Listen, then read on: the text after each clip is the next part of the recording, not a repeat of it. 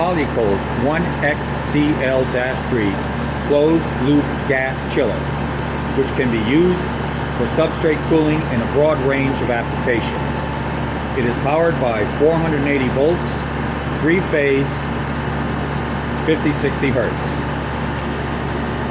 Polycold's low temperature gas chillers are used to allow low temperature vacuum processing of semiconductor device wafers as well as other applications.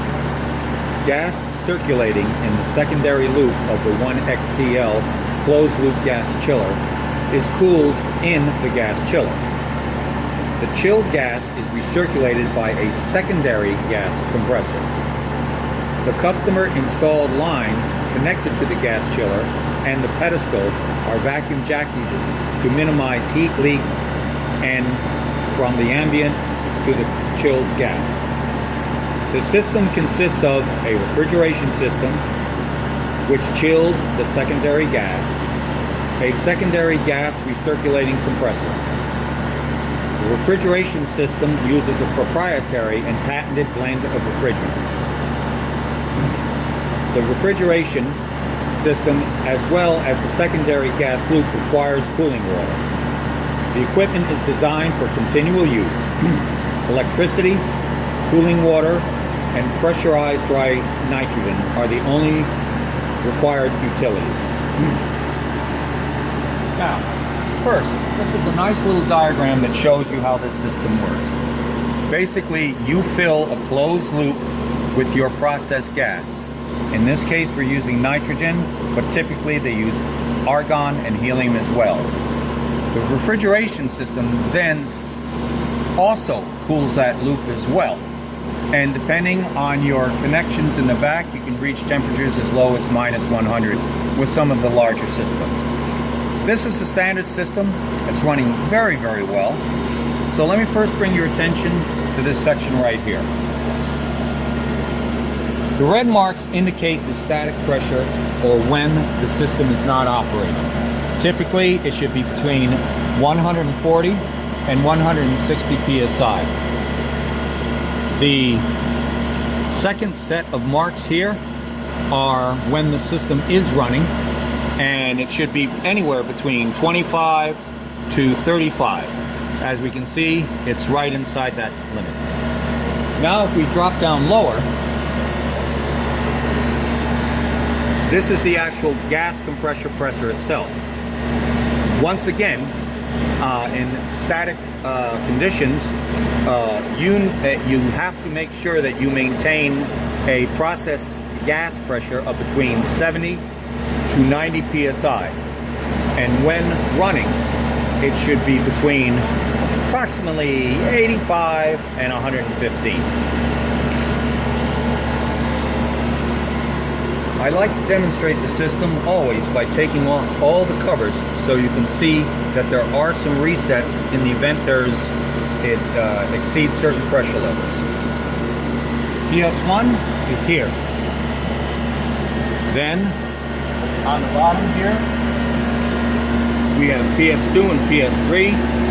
Simply reset that way. And finally on the side here we have TS1, which is also a reset.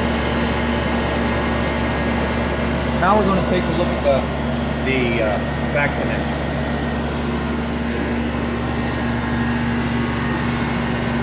As I mentioned, it is water cooled, so we have our water in and our water out. It requires about 2.5 to 3 gallons per minute. Our gauge here reads very comfortably at 4 gallons per minute, so we have plenty of cooling water. This is where you can monitor the supply and the return of the temperatures, supply coming out and then returning. Also, this is a valve that is presently closed, but when you want to vent the system of processed gas, you can open this valve. It's important to remember that the two closed loops do not interact with each other, so there is no passage of refrigerant from one system to another. Also very important is this plug right here. Typically this entire machine can be operated remotely, but if it's a standalone unit, then you must have this plug in place. Your power connection is up top here. And this, as you can see, crossed it over, is my little manifold that I made. Typically, there are large cryogenic lines that will go to a pedestal in a vacuum work area. Right now, I've just closed this loop here so I can test the system, and it's doing very well.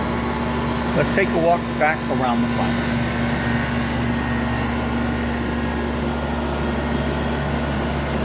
Now, even with our little makeshift manifold in the back, we have been able to get down to minus 85.6 in about 1 hour.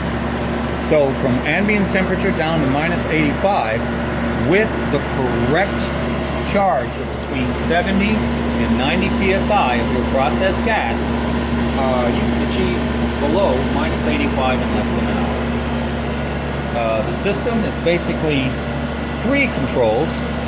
There is a power on, a second power on, and very importantly is an autofill. What this does is this constantly keeps the system filled so it stays within that range of operating pressure. The manual is very easy to follow, is well documented regarding installation, setup, and the different specifications that are required by the system. And this completes this demonstration.